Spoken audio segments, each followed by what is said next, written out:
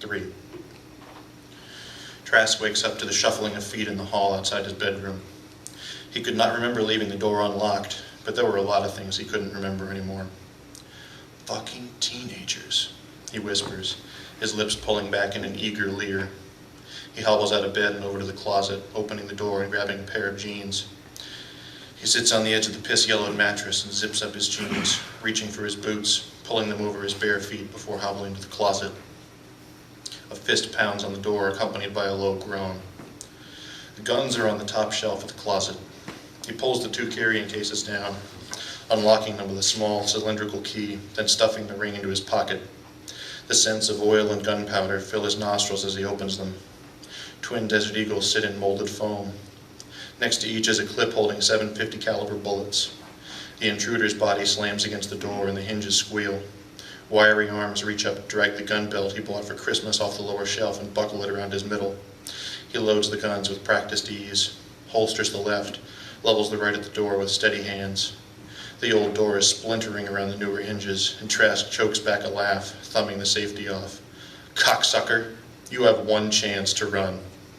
The door bucks against its hinges. A moan fills the room. For a moment, Trask is back in the jungle, and Private Bobby Lassiter is on the ground, staring at the stumps where his legs should be. He moans again, the pounding of meat against oak like the thump of mortars in the distance. When the door gives way, the old man fires 4 times. The man who broke into his house goes tumbling backwards, limbs flailing, and lies still on the floor.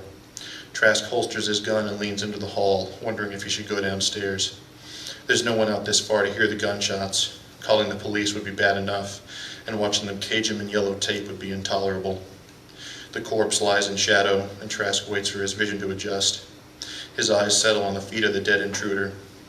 They are shoeless and lacerated with shards of the broken mirror, but bloodless and pale between the shimmering shards buried deep in his flesh. "The fuck were you on, boy?" The dead man grabs Trask's right ankle and pulls. He falls, twisting towards his attacker and seeing his face clearly for the first time. The cataracts over blank eyes, blood covering lips and teeth, the cheeks blackened and slick with fluids, 4 ragged holes in a bare chest the color of candle wax. The muscles do not flex beneath the pale flesh as it pulls him towards the bloody hole in its face. A moan of hunger pushes Trask out of his stupor.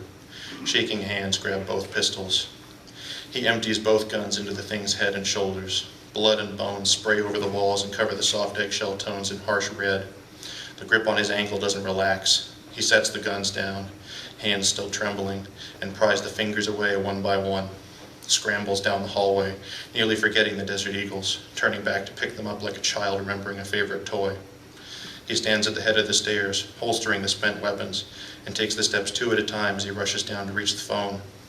He trips at the bottom, stumbling and falling into the woman standing in the middle of the front room. They roll across the floor in a tangle of arms and legs. Trask shoves her away and backs against the wall, his chest working like a bellows. "What the fuck are you doing in my house?" He draws a gun with his right hand, pointing it at her head. Long hair covers her face, and she shambles forward silently, reaching out for him with blackened fingernails. He scrambles back against the stairs, splinters biting into the flesh of his bare back. Reverses his grip on the gun, taking it by the barrel, pressing against the wall and rising slowly. As the hands close on his throat, he brings the butt of the pistol down on her head. He keeps hitting it with the polished chrome grip until the metal is stained red and the tattoos lining his forearm are dripping new ink. The dead woman falls onto the floor at his feet. Holding out the gun in his hand like a cross, Trask walks to the doorway. The road leading up to his house is filled with people. Many are naked, some covered in blood, others holding limbs or pieces of meat which may once have been human. The closest ones jerk their heads up in sudden focus and move as a mob towards the whitewashed house with the old man standing in its doorway. Alexander Trask walks back upstairs to his bedroom. The duffel bag on the floor of his closet opens with the wine at the zipper. He pulls 2 fresh clips out of the pile within the bag and reloads his guns, then fills his pockets with a few spares. His limp forgotten, the old man strides down the hall and stands on the landing, legs spread, guns drawn, smiling. A dozen empty pairs of eyes stare up at him. "Welcome home, baby." The groans and snarls from below spread his smile into a grin, baring his yellowed teeth. "I missed you." Now that we've got the obligatory zombie story out of the way.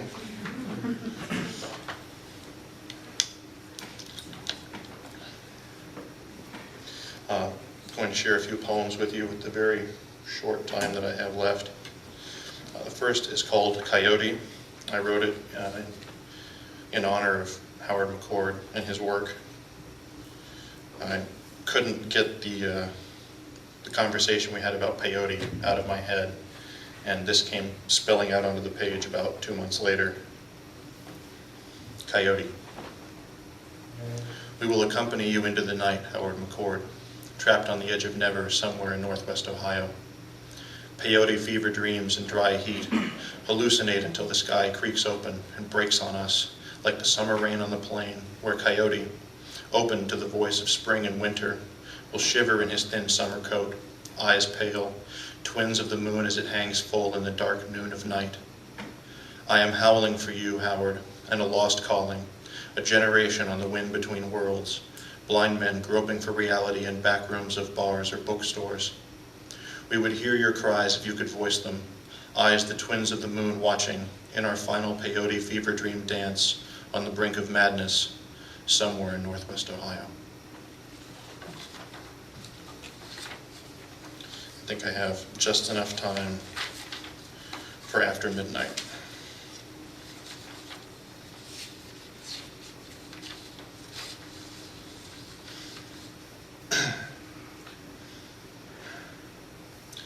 I dedicated this poem to my father. After midnight. I'm jamming on myself. In witching hour watch, sleep miles from my mind, sex a tired habit for breaking. This is how I get it up now. Pen to paper, hips to headboard, straight-backed and sleepless. So you can grind all you like, but I'm saving my gasps for my muse, loyal slut. Depravity is dead. I live in my loveless, cockless, silent, burning desolation, a great tamarack, all scarred bark and broken promises.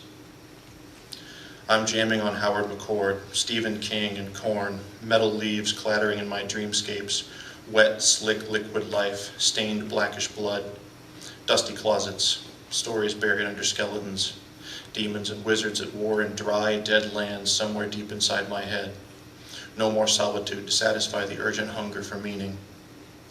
Soon enough dawn will break, crush out the final dreams, dig up the bodies we buried behind the shed, set loose the memories I left behind. I'm jamming on John Constantine and Jesus Christ.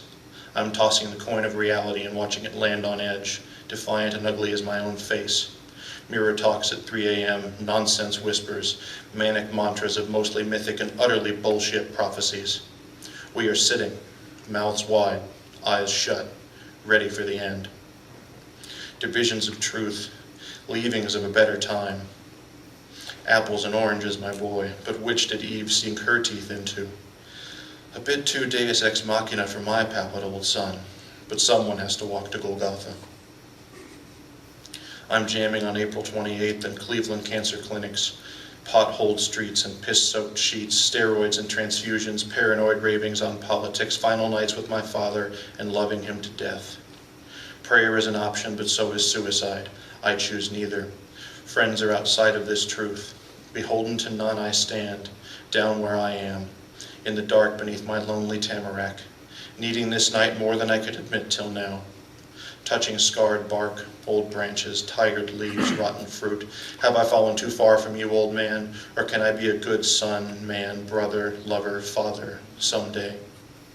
I know you know the things I write to you, old man, but I say this anyway. Die as well as you lived. When thy time has come, don't tremble for our benefit, and know I follow you with head held high and a heart heavy not with loss, but love. Thank you.